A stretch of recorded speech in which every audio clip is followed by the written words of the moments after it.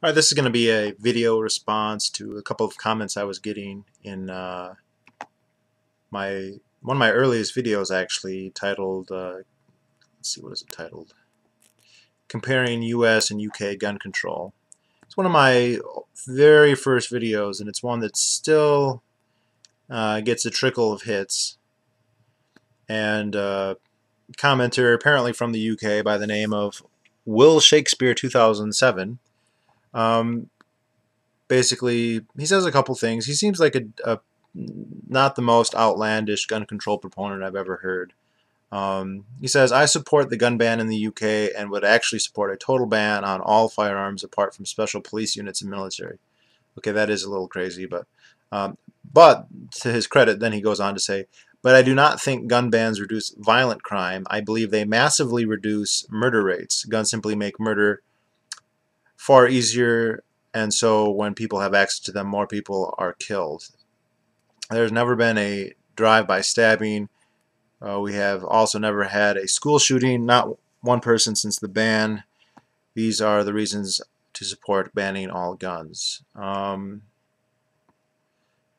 I'm responding to him because he raises pretty common points, and so it wouldn't be just to him that this video would be worthwhile. But if we break this down a little bit, I believe they massively reduce murder rates. Well, you believe it, but where's the evidence? It's very common for people to point and say, oh, country A, in this case the UK, has low homicide rate, and they have strict gun laws. In the case of the UK, they don't have a total gun ban, but they have close to it. It's among the most restrictive laws in all of Europe and all the world. And then country B has liberal gun laws, or allow gun ownership, and has a high homicide rate. And country B invariably is going to be the United States. Hence, gun control reduces homicide rates or crime generally, depending on who you're talking to.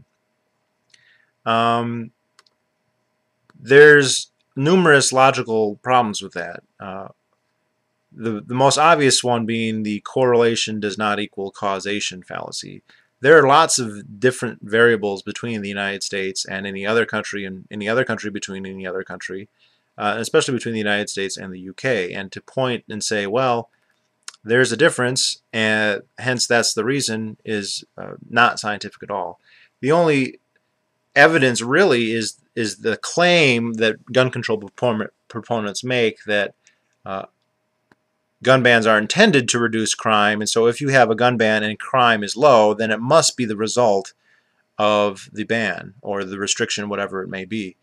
And the main reason this doesn't really float is that in every example I'm aware of, and certainly the case in the UK, violent crime, gun homicide, however you want to slice it, were low before any bans were placed. And so if you have a low homicide rate, and then a ban is instituted, and the homicide rate stays low, it is actually relatively unlikely that it's the ban that made it low. For that to be the case, there would have had to have been some kind of massive increase in the homicide rate that was somehow counteracted by the ban. But if the rate of homicide or violent crime or whatever other crime statistic you're looking at stays the same, or even goes up slightly, it depends who you ask. I don't think that it's gone up dramatically in places like the UK, but it has not dramatically gone down. You don't see a ban and then a drop to a lower plateau of what homicide, violent crime, whatever. The only thing you do see is a shift away from guns for things like suicide. So there will be a collapse in gun deaths, which is invariably classified as gun violence by gun control organizations, because when guns are available, they're the preferred method of suicide, at the very least for men. And in the United States, more than half of all the gun deaths are suicides. And if you were to ban guns, many of those people who want to commit suicide with them would not have them. And they would still commit suicide. They would hang themselves or jump off a high bridge. Those are the most popular. They'd asphyxiate, I'm sorry, I just can't say it. Asphyxiate themselves, or any number of other, women like to take pills. So your suicide rate doesn't actually go down. So there, I don't see what the great benefit there is if we're operating on the assumption that suicide is bad, which, you know, fine, let's just say that it is. Um, the method that people choose to do it is irrelevant. And crowing that a gun ban reduces gun deaths or gun violence, by which you mean suicides have shifted to other means, is not anything to crow about. If we're talking about the U.S. and the U.K., the U.S. has always had a far higher homicide rate than the U.K. Always, even when their gun laws were the same or effectively the same, because up until after World War I, neither country had substantive gun control. There were little things here and there. In the United States, there were cities and states that passed bans on either open or concealed carry, but they didn't restrict people's ability to own guns in their home. And in the UK, they started passing licenses to carry, but to my understanding, originally were not used in a way to prevent people from carrying, but mostly as a way to generate revenue. So you could carry a gun as long as you paid 5 shillings or whatever to the local sheriff or whatnot. And it's not until after World War I in the 20s that the UK started introducing more and more gun control. And the United States started introducing a little in the 1930s and considerably more in the 1960s and then in the 80s and 90s. But that narrative of legislative action does not show any kind of correlation even with violence between the two societies. And I know a lot of people will quibble that, well, that's way back then. Guns back then were different, you know, they were primitive, and so the fact that they were legal in the UK doesn't really mean anything. That's not exactly true. Post-World War I, we're talking about full automatic, high-powered rifles were available. There were machine guns, the Browning 50 caliber, for instance, which is something that you can still use to shoot down aircraft with, that were available in the Sears Roebuck catalog for mail order. Even 20mm machine cannons. Fully functional modern firearms have been around since the late 19th century. So we're talking the semi-automatic handguns, revolvers, pump-action shotguns. There weren't that many. It wasn't that common to have semi-automatic rifles like the AR-15s. That stuff's later. That's after World War II that stuff really kind of takes off. But those are actually very, very rarely used in crime anyway. And so, you know, people get the impression that if it's that far in the past that we're talking about muzzle loaders, and that's not true. And so the narrative that the bans or the restrictions are lowering the homicide rate, just it doesn't match the history. Now, it's not to say it's impossible. Like I said, perhaps the homicide rate was about to jump 50% in the UK. They passed a ban, and so that ban effectively kept the jump from happening, so the homicide rate stayed equidistant rather than increasing. But that's a much more, I mean, it kind of violates Occam's razor, where you see a flat line and you see, well, it was going to jump, but then the gun control just happened in the nick of time to exactly negate what would have been an increase in violent crime or homicide, however you want to look at it. Other than that, within the United States, it doesn't really hold either. And I pointed out in the comments that the height, the violent crime in the United States, including homicide, peaked in the early 90s, like 1990, 1991, maybe 1993. It depends exactly who you ask. And since that time, about in the intervening 20 years, 100 million guns, pretty much all of which are going to be modern. There might be the occasional muzzleloader in there, but by and large, these are going to be modern weapons, have come into private hands in the United States. And he kind of referred to this as a meaningless spike. 100 million guns is not a meaningless spike. That's a lot of guns, and although we don't know how many there were here previously, it's probably somewhere between a half and a third increase. Now, if the presence of guns in society is a causal thing for homicide, if the availability, per capita gun ownership rates cause there to be homicide, then 100 million increase in firearms in a certain country should have a pretty drastic effect on homicide rates. It should make them increase some, and that's exactly the opposite of what happened. The homicide rate now is half what it was 20 years ago. So you have 100 million new guns, and yet society is demonstrably more peaceful. Now, I don't go so far as to claim that the guns have caused that. I think that's possible, but I don't think you can prove it. But it is very discrediting to the idea that their presence or availability has caused homicide. And there are other things. If you look within the United States, the distribution both of homicide and of crime is not equal.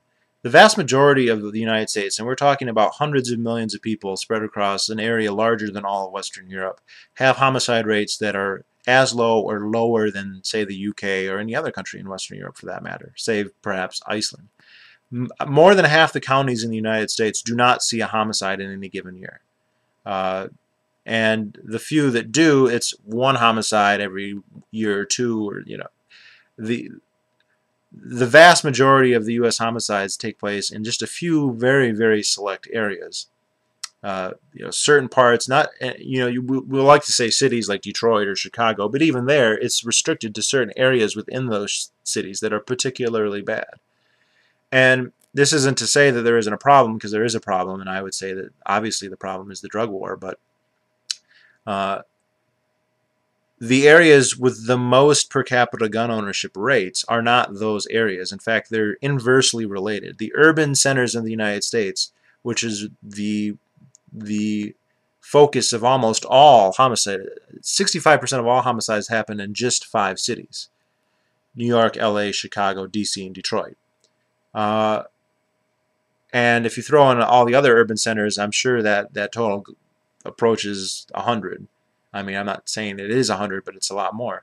If you go out in the country, on average in the United States, I think that they estimate, of course no one really knows, that there's approximately every other household in the United States has at least one gun in it. And of course there are many households that have multiple guns. My household has 10, I think, 10 or 11.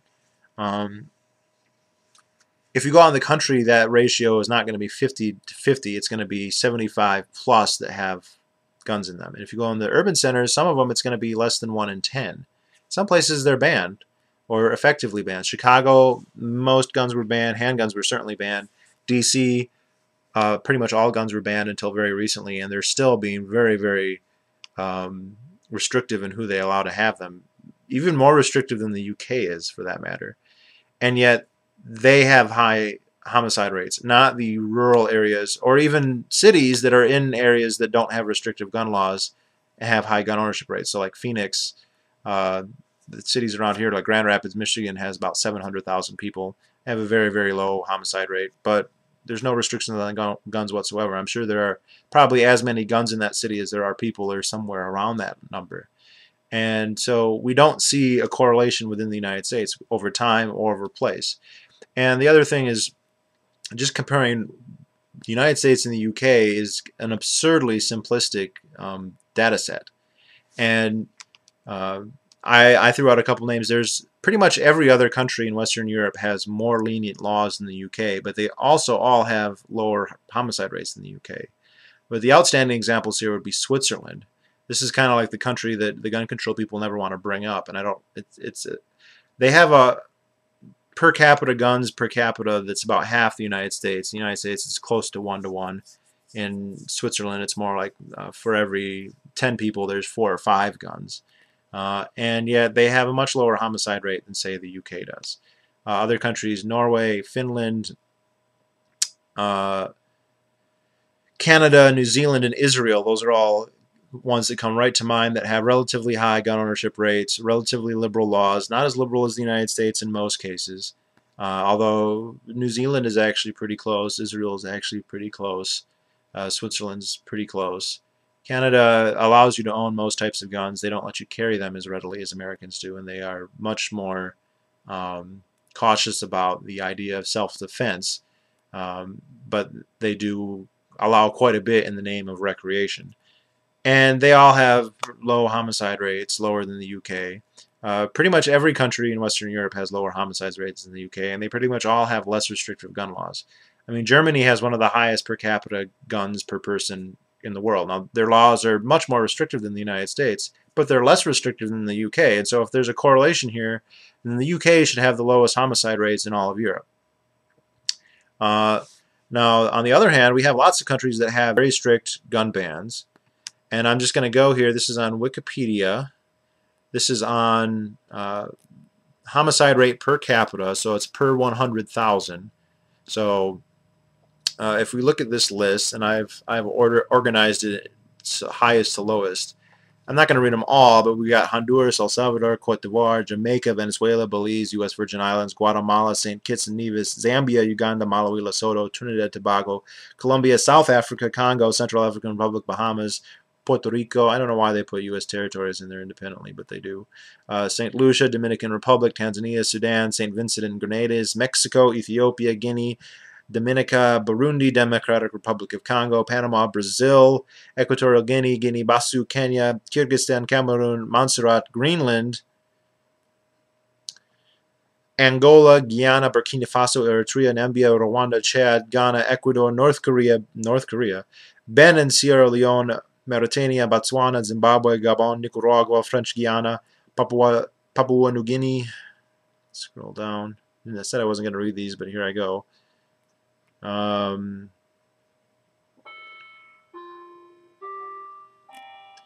Swaziland, Bermuda, Comoros, Nigeria, Cape Verde Islands, Grenada, Paraguay, Barbados, Costa Rica, Togo, Gambia, Peru, Myanmar, Russia, Liberia, Nauru, Bolivia, Mozambique, Kazakhstan, Senegal, Turks and Caicos Islands, Mongolia, British Virgin Islands, oh that's weird, Cayman Islands, Seychelles, Madagascar, Indonesia, Mali, Pakistan, Moldova, Kiribati, Guadeloupe, Haiti, Timor-Leste, Anguilla, Antigua and Barbuda, is that how you say it? Lithuania, Uruguay, Philippines, Ukraine, Estonia,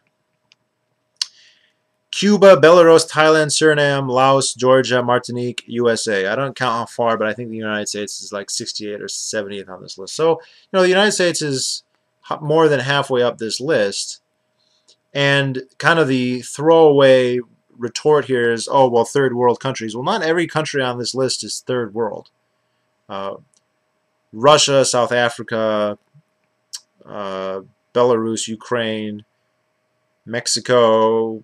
I mean, there's Georgia. I could go on. Greenland. I mean, Greenland they have pretty high. Kenya. Basically, all these countries have very restrictive gun laws. Most of them actually have total gun bans. I know those top ones do, especially Jamaica. And to just throw away and say, well, they're third world countries, well, what does that matter? You're saying that gun availability, if your argument is that gun availability causes homicide, and yet we have all these countries that have totally banned guns, and yet they have enormously high homicide. I mean, it's just picking and choosing to go and start saying, okay, well, I'm not counting Switzerland, I'm not counting Finland or Israel or Canada or New Zealand or Jamaica. I mean, Brazil's a second world country, however you want to call it. They have quadrupled the homicide rate of the United States, and they have very restrictive gun laws. And you want to say that these countries are different? Well, you're right, they all are. The United States is different than Western Europe. And at one point in the comments, he said, "Are you just saying that Americans are more bloodthirsty?" Well, actually, yes, they are. That's something that people have been observing for about 300 years or more. The homicide rate, for instance, in New York City has always been many times that of London as long as there's been a New York City. Even when it was a New Amsterdam, it was like that. Although today it's actually getting pretty close to what it is in London. And why that is a pretty interesting question. The short answer is nobody really knows, but I would say that in the United States we have basically a self-selected population that is going to bring with it certain cultural and genetic traits that of course originate in Europe, but we're talking about outliers in European society.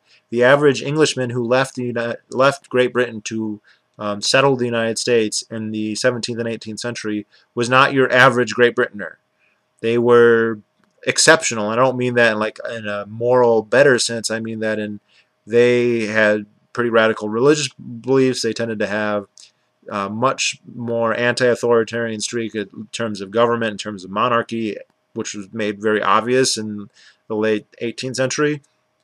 And even after that, even after the Revolution, the immigrants here weren't your average people. It wasn't like if you went to Poland or Germany or Italy and you just said, well, the average Italian, that's the person who moves to America. It wasn't the average. It was some, and I'm not saying it was the smartest or the best, although that's the way it is in very recent times because they don't even let anybody else in.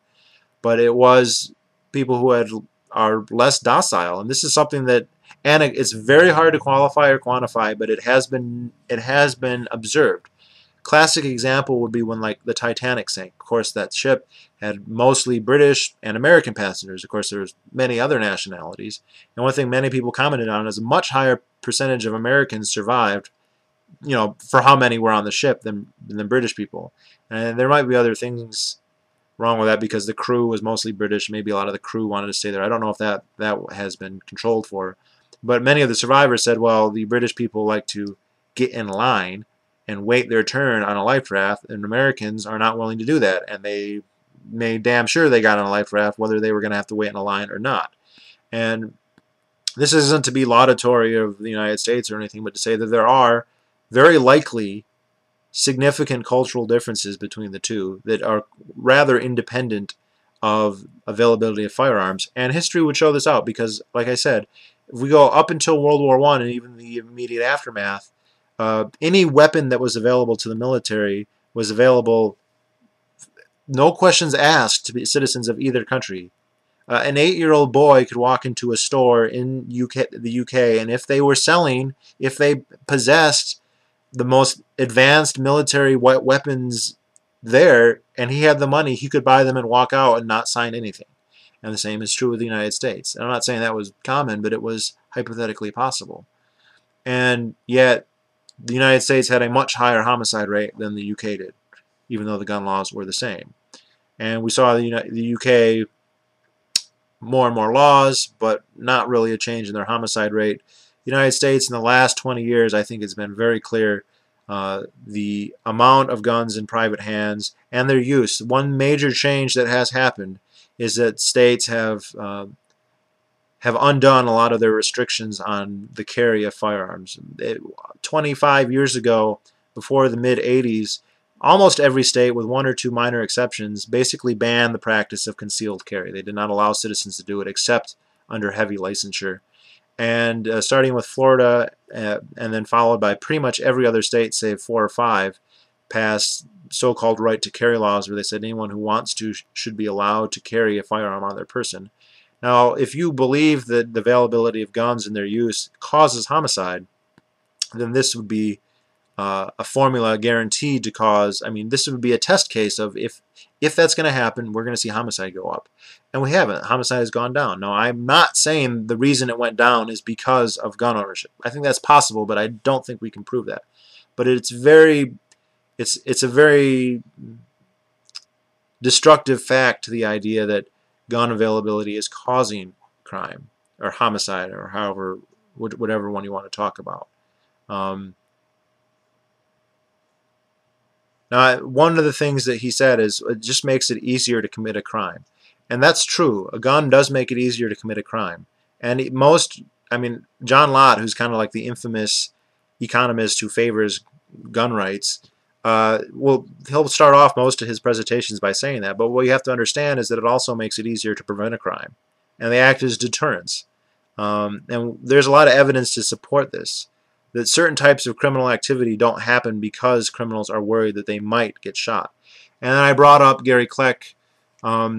It is a debatable question whether how often people use guns defensively. It's definitely debatable. I brought up Gary Kleck, and he kind of dismissed him and said he's a gun-owning hack. He's a criminologist at the premier criminologist university in the United States. And by his own accord, he was not that interested in guns or the gun. He doesn't work for the NRA. He just started studying, started doing surveys. Now, because he has become outspoken, the gun control lobby has kind of smeared him, as they have John Lott and anyone else who questions their gospel. But the truth is that other people have done surveys as well, and basically they all come up with similar numbers. And yes, there's probably a range, but anecdotally I think this can be supported, that defensive gun uses are in the hundreds of thousands minimum. And I've even heard the Brady campaign offer their own numbers, which still put it at like 700,000-800,000 per year, which is a very high rate. I tend to think it's probably in the 1-2 million range, but whatever. And people have to realize a defensive gun use doesn't mean you get in a shootout necessarily and you kill all these bystanders. In fact, that's literally almost never happened. What it typically means is you pull out a gun and the assailant or would-be assailant runs away, and the incident is over and no crime is committed.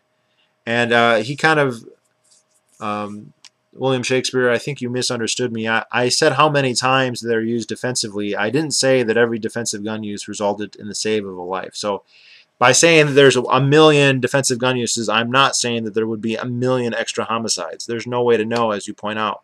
But I think it would be equally absurd to conclude that, okay, so there's hundreds of thousands or millions of defensive gun uses. None of them result in saving somebody's life. I think that's just silly. And that doesn't even factor in what deterrent effects they have. And they have deterrent effects. Lots of cops will admit that. Lots of felons will admit that. John Stossel did a thing where he interviewed felons. And there's no real reason why they're not getting on parole faster, because they go out there and they tell you that, they tell some reporter that they're afraid of guns. It just makes perfect sense that they'd be afraid of guns. I mean, it's just to argue that a person who wants to engage in a life of crime would be totally indifferent to the possibility that his intended victims would be armed just doesn't make any sense, does it? And so yeah, we can debate the numbers, but I think it's pretty. Nobody is suggesting that the number of defensive gun uses is 10,000 or 100,000. When Gary Kleck, he'll just do things like say, okay, well, I'm just going to divide by 10 and then divide by 10 again and say, you know, that's a hypothetically plausible number of people whose lives were saved. And that number usually ends up being something like about or anywhere between the number of homicides or double that. There's a lot we can do to reduce homicide, but it's not clear how gun control would do it. And now the other thing is, William Shakespeare, 2007. You said you have a strong. Let me quote this exactly. I don't want to shortchange you here. I think it's one of your last comments to me.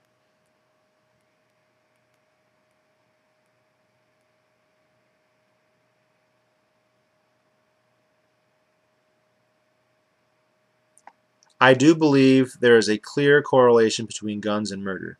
A clear correlation is, you know, that's a statistical, mathematical thing. You know, a perfect correlation is 1-to-1. You know, and a poor correlation would be, I think, 0 or even negative. And if you're so certain about, if you're going to throw out a term like that, and you say there's a correlation between gun availability or gun ownership or per capita guns and homicide, then you should be able to tell me what that correlation is. And if you can't, then it's a perfectly legitimate for me to even reject the idea that there is a correlation. I've seen where people have tried to do it. There is a Swiss person who did a study on this, and of course, since it's from Switzerland, they must be pro-gun fanatics who are going to lie.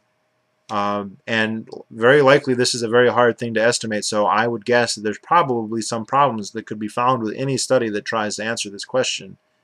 I mean, I was just reading about, I tried to see if they could find correlations in the United States, and the one study I read was they were basing the number of guns in a given community off of the number of guns purchased, or number of subscriptions to a catalog that so prominently sold firearms. And I thought that is a pretty awful proxy. I mean, maybe it's the best they could do, but that would not lend itself to a very scientific result. But the studies I've seen internationally have put the correlation at either very weak or even slightly negative, and that there's any number of other things that correlate much more strongly.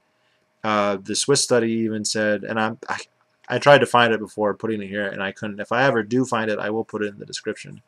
But he said that study concluded there was a higher correlation with car ownership to homicide, which, interestingly enough, the United States has a very, very high per capita automobile ownership. And I think it's similar to guns. It's like 1-to-1 or something like that.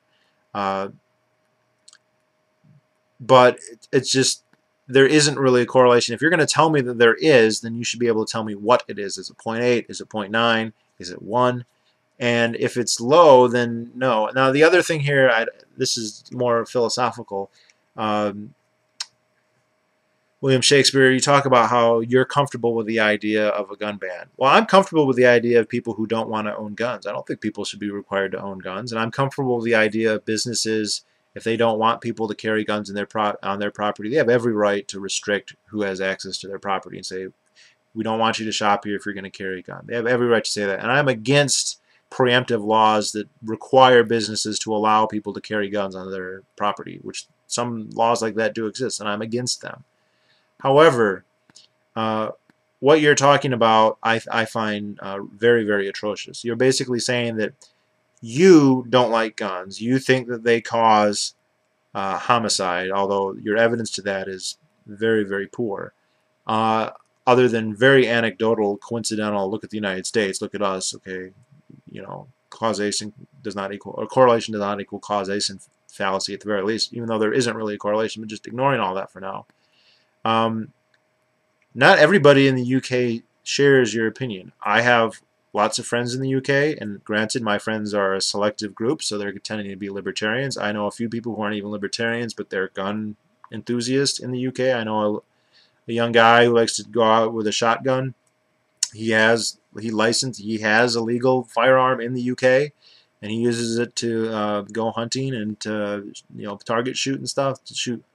And for you to say those people shouldn't be allowed to own guns at all, they should be completely banned, or to ban any particular type, I mean, come on. We should have freedom of religion, we should have freedom of speech, and we should have the freedom to own property. If you're not going to hurt somebody, if you haven't hurt anybody, it shouldn't be a crime to own something. And look, I mean, guns don't cause people to commit crimes. There's so many of them. There's so many gun owners who never commit any crimes or never commit any crimes with their guns. I mean, there's not that many who've never gotten a parking ticket or whatever. But the idea that we should just ban them all, and that you can speak for all people in the UK, it's just, I really hate it when people say we, or, you know, we're satisfied.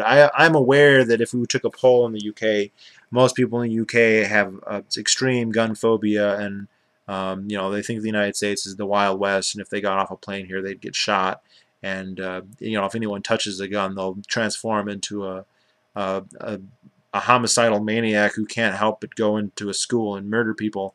But none of that's true, and you shouldn't be restricting the rights of other people. And it is a right, not just to own a gun per se, but to own property generally. You know, if two people want to engage in a mutual exchange, and one of them wants to exchange, say, their money for a gun, why is that anything off your back? You're going to lose sleep. I mean, people say it makes me worried. It makes me nervous, or it makes me scared.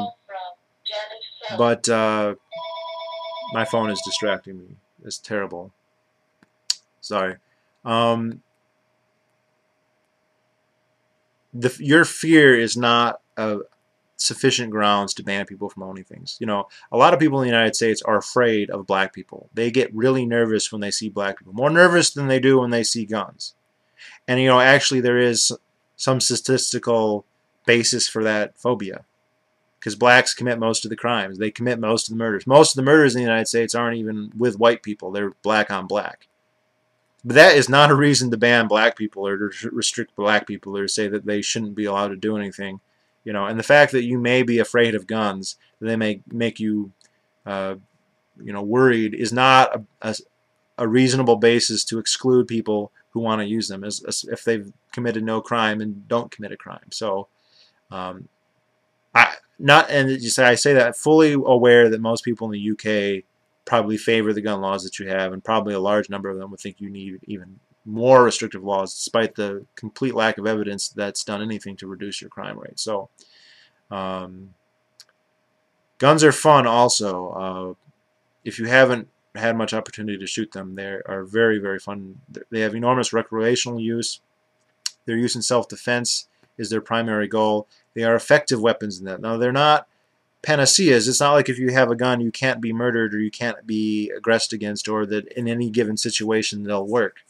I could have all the guns I want, and if a tidal wave, you know, washes away my house on the coast, then so what? It didn't matter.